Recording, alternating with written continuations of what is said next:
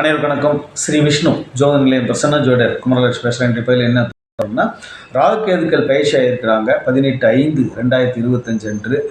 மீன ராசிக்கு என்ன பலன்கள் அப்படிங்கிறத பார்க்கலாம்.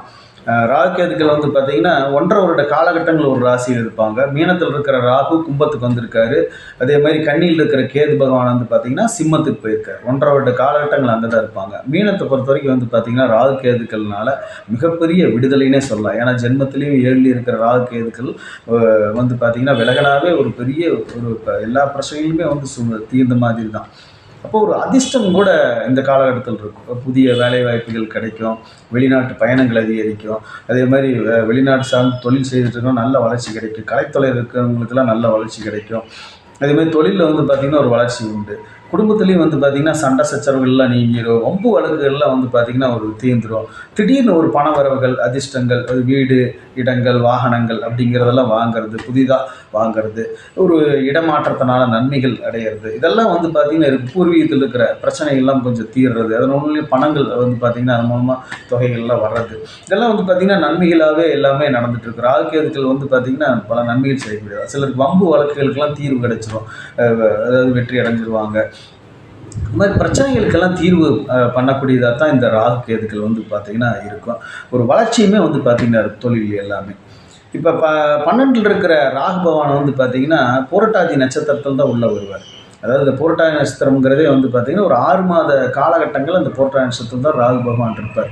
5வது மாதத்துலேருந்து ஒரு 6 மாத காலகட்டங்கள் அங்கே தான் இருப்பார் அந்த பயணம். அதில் ராசியினுடைய மீன ராசியினுடைய அதிபதியும் 10ஆம் அதிபதியுமே பார்த்திங்கன்னா குரு பகவான் தான். அந்த குருனுடைய நட்சத்திரத்தில் பார்த்திங்கன்னா ராகு வர்றார். அப்போ ராகு வர்றப்போ தொழில் அப்படிங்கிறது பார்த்திங்கன்னா புதிய தொழில் கிடைக்கும். தொழிலில் நல்ல வருமானங்கள் பார்த்திங்கன்னா உண்டு.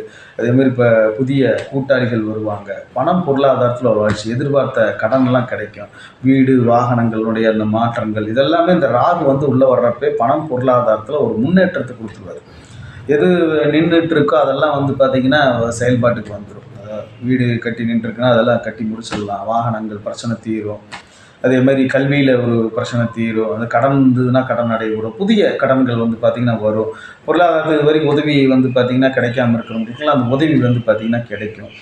அப்போ ராகுனுடைய அந்த 6 மாத காலகட்டங்கள் பார்த்திங்கன்னா ராகுனால நன்மைகள் தான் பார்த்திங்கன்னா அதிகம். அதேமாரி ராகு பார்த்திங்கன்னா அடுத்து அவருடைய நட்சத்திரத்திலேயே வருவார். அதாவது ராகுனுடைய நட்சத்திரத்தை சதயத்திலே வருவார். சதயத்தில் பார்த்திங்கன்னா 8 மாத காலகட்டங்கள் இருப்பார்.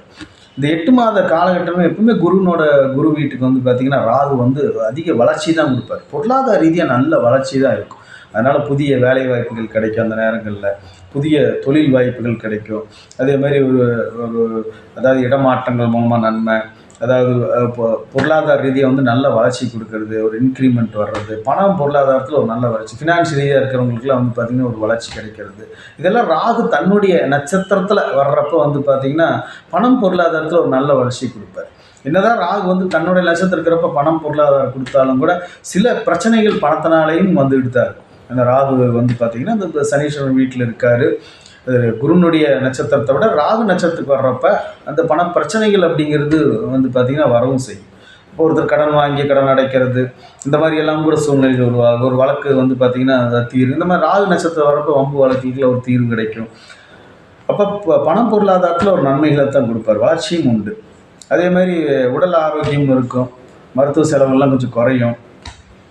பயணங்கள் மட்டும் அலைச்சல்கள் மட்டும் பார்த்திங்கன்னா இருந்துக்கிட்டே இருக்கும். செவ்வாயினுடைய நட்சத்திரத்துக்கு வருவார். ராகு பார்த்திங்கன்னா செவ்வாய் நட்சத்திரத்தில் அவிட்ட நட்சத்திரத்தில் வருவார். 4 மாத காலகட்டங்கள் இருப்பார். இந்த 4 மாத காலகட்டம் பார்த்திங்கன்னா கொஞ்சம் பிரச்சனைகள் அதிகரிக்கக்கூடிய ஒரு காலகட்டமாக தான் இருக்கும். இட சம்மந்தப்பட்ட பிரச்சனைகள், அதே மாதிரி பூர்வீகத்தில் இடம் இருந்தால் அந்த வீடோ இடமோ இருந்துச்சுன்னா அது சம்மந்தப்பட்ட பிரச்சனைகள், பூமியினால் பிரச்சனை வர்றது, சகோதரனால் பிரச்சனை வர்றது, பணம் தேவையில்லாமல் விரயமாகிறது, இதெல்லாம் பார்த்திங்கன்னா செவ்வாய் நட்சத்திரத்தில் வர்றப்போ வரும். குடும்பத்தில் தேவையில்லாமல் சண்டை சச்சரவுகள், ஏதாவது காரியங்கள் சுபகாரியங்கள் நடத்திருந்தால் அது தடைப்படுறது, இதெல்லாம் பார்த்திங்கன்னா செவ்வாயினுடைய நட்சத்திரத்தில் கடைசி அந்த 4 மாத காலகட்டங்கள், 1.5 வருடத்தில் 4 மாத காலகட்டங்கள் கடைசியாக வர்றப்போ இந்த சோதனைகளில் இருக்கும்.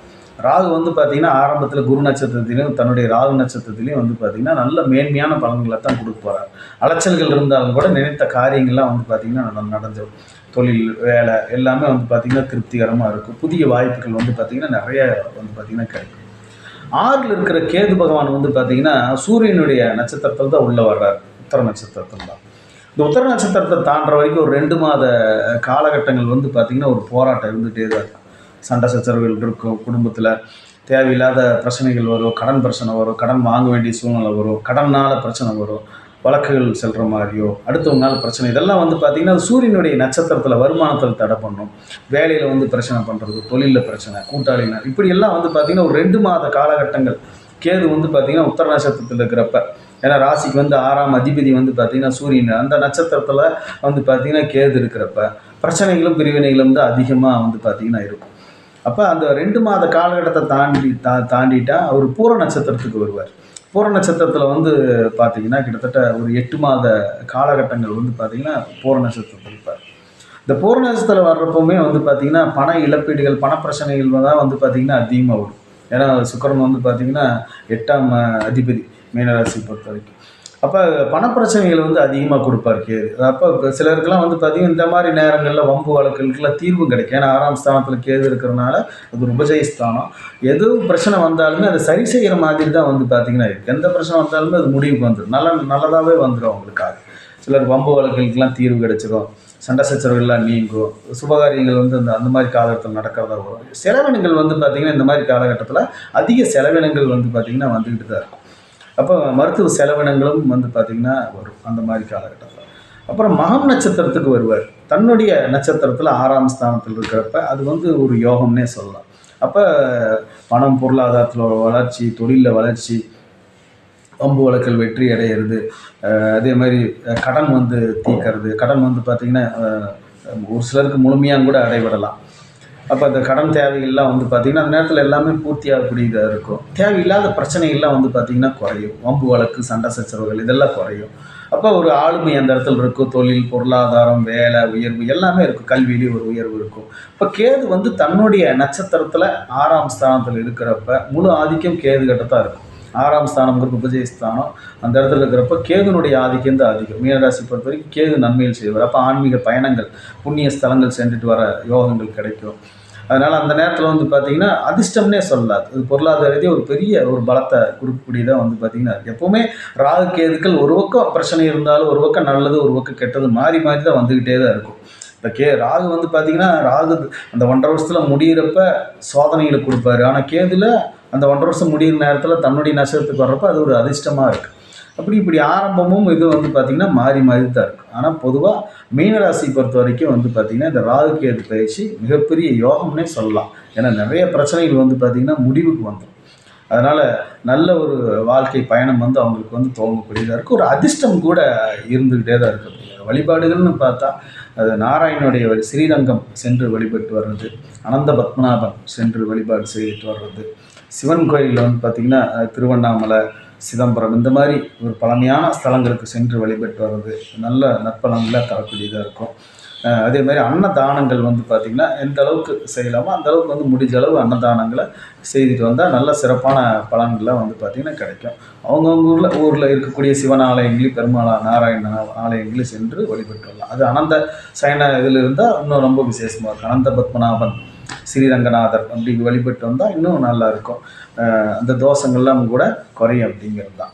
மீனராசி பொறுத்த வரைக்கும் இந்த ராகு கேது பயிற்சி வந்து பார்த்திங்கன்னா யோகம்தான், பல நன்மைகள் தான் அவங்களுக்கு வந்து நடப்போகுது அப்படிங்கிறது தான். இந்த பதிவு பிடிச்சா சப்ஸ்கிரைப் பண்ணுங்கள், ஷேர் பண்ணுங்கள், மறக்காமல் பெல் ஐக்கான் கிளிக் பண்ணிக்கோங்க. நன்றி, வணக்கம்.